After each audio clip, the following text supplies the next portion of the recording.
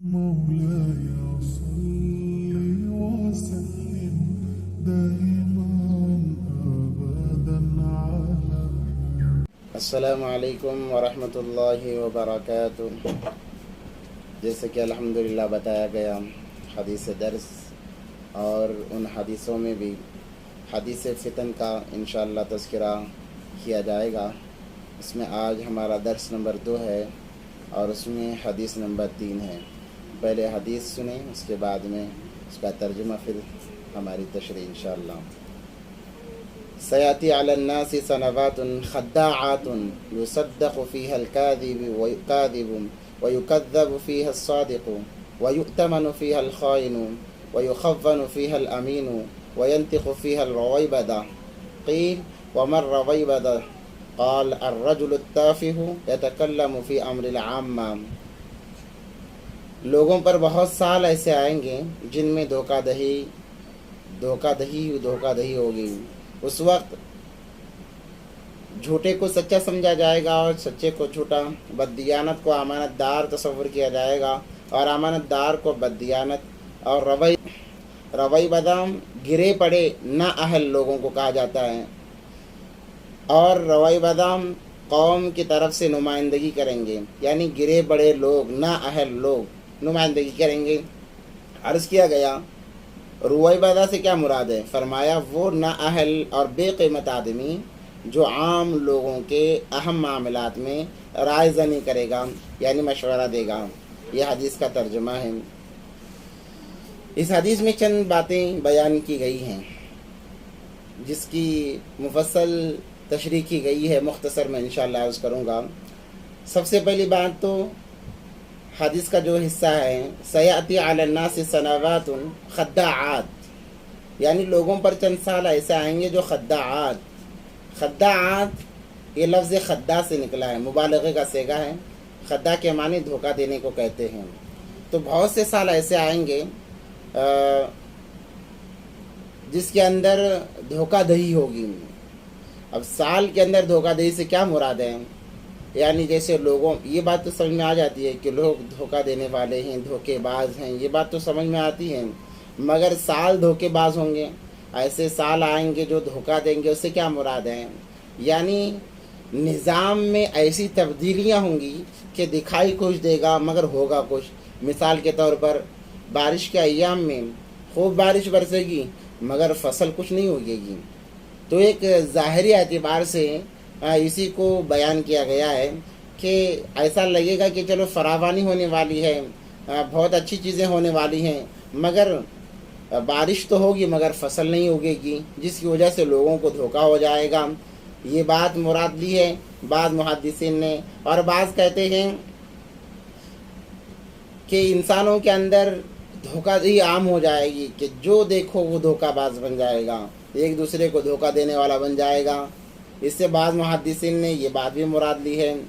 یہاں تک کہ دھوکہ دینے کو لوگ فیشن سمجھیں گے، جیسے کہ آج کل چل رہا ہے کہ جو دھوکہ باز نہیں ہے کہا جاتا ہے کہ تم چل نہیں سکتے، تم تجارت کر نہیں سکتے، تم بزنس کر نہیں سکتے۔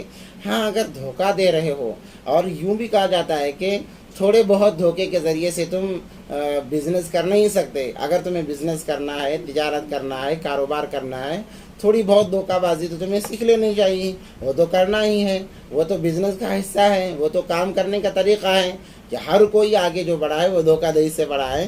یعنی ان غلط چیزوں کو انسان ضرورت سمجھ لے گا۔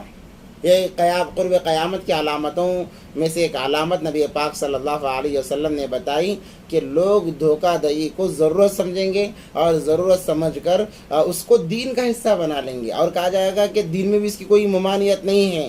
بھئی اگر آپ دھوکہ نہیں دو گے، پوری وضاحت کر کے اگر تجارت کرنا چاہو گے، آپ سے کون تجارت کرے گا؟ پورا بول کر بتا کر آپ مال بیچنا چاہو گے تو آپ کا مال کون خریدے گا؟ تو کیا کرنا چاہیے؟ اگر تجارت کرنی ہے تو دھوکہ دو، جھوٹ بولو، فریب کاری کرو اور اس کے ذریعے سے تجارت کرو۔ مگر ذرا ہم غور کریں، پہلے زمانے میں بھی لوگ رہتے تھے، ہم سے پہلے بھی لوگ گزرے ہیں، ان کے واقعات، ان کی سیرت ہمارے سامنے موجود ہیں۔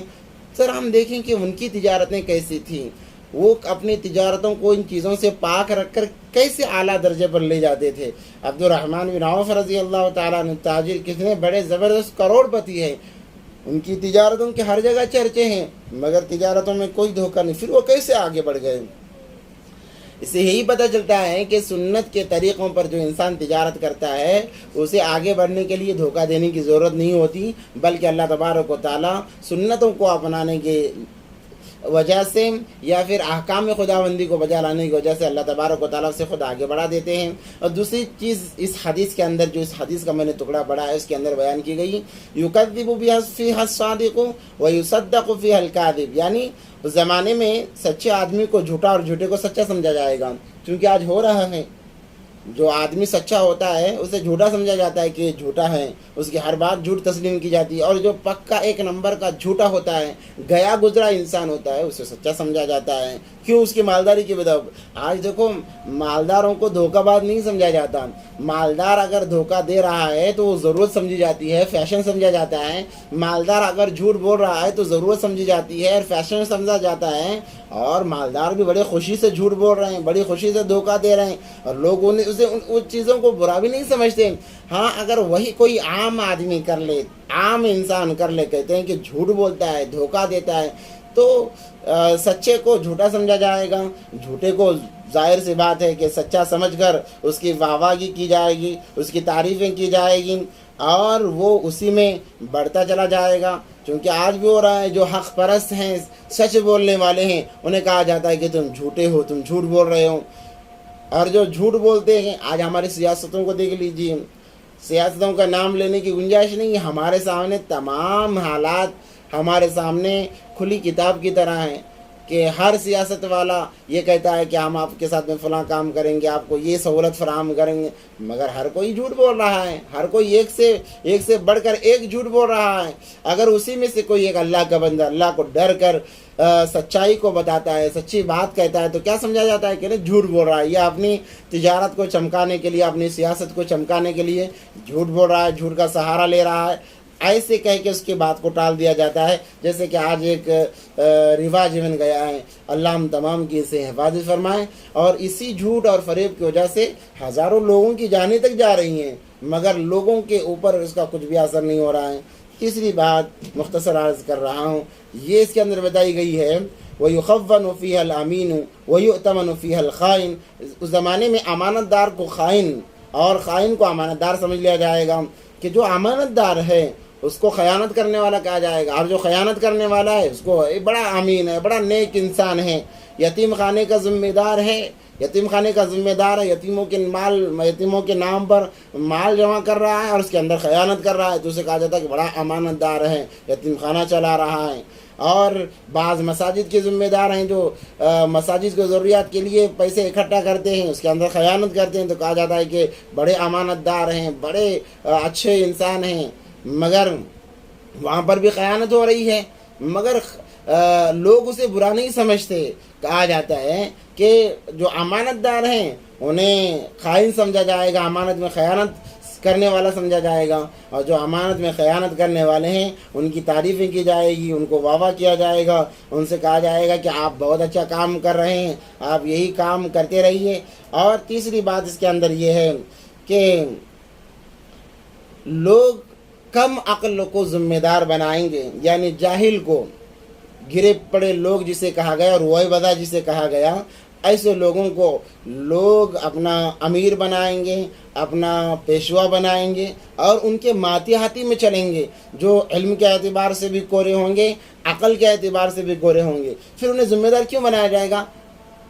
ایک چیز کی بنیاد پر، بلکہ دو چیزوں کی بنیاد پر، دھوکہ دہی فریب ان کے اندر سب سے زیادہ ہوگا، اور دوسرا مالداری کی وجہ سے انہیں ذمہ دار بنایا جائے گا، انہیں امیر بنایا جائے گا، اور لوگ ان کے ماتحت ہو جائیں گے، وہ جیسا کہیں گے لوگ ویسا کرنے کے لیے تیار ہو جائیں گے۔ اور جب ان کے اندر علم نہیں ہوگا، یہ کم عقل لوگ جب حاکم بن جائیں گے، وہ اپنے کم عقلی کی بنا پر سب سے پہلے لوگوں کے دین کو اعانت کریں گے، کیونکہ لوگ ان کے تابع ہیں۔ اب وہ جو بات کہیں گے اس کے اندر شریعت کا کوئی حکم نہیں ہوگا، بلکہ شریعت سے وہ کوسوں دور ہوگی بات، اور احادیث سے، سنت سے کوسوں دور ہوگی، اب وہ بات ان کی زبان سے نکلے گی تو لوگ اسے دین سمجھیں گے کہ بھائی اتنے بڑے ذمہ دار ہیں، اتنے بڑے یتیم خانے کے ذمہ دار ہیں، وہ کیسے شریعت سے ہٹ کر کام کر سکتے ہیں یا بات کر سکتے ہیں. تو پھر اس وجہ سے ان کی باتوں کو سنا جائے گا، جس کی وجہ سے لوگ گمراہی میں پڑتے چلے جائیں گے، اور اس کی وجہ سے علماء حق پر بڑا مار پڑے گا، ان کو بڑا کمزور کیا جائے گا، جو کہ آج کل ظاہر سی بات ہے. اس لیے انسان کو چاہیے کہ اپنا تعلق ہمیشہ دین سے رکھے، دینداروں سے رکھے، دینداروں کی صحبت کو اختیار کیا جائے. صحبت بہت بڑی چیز ہے.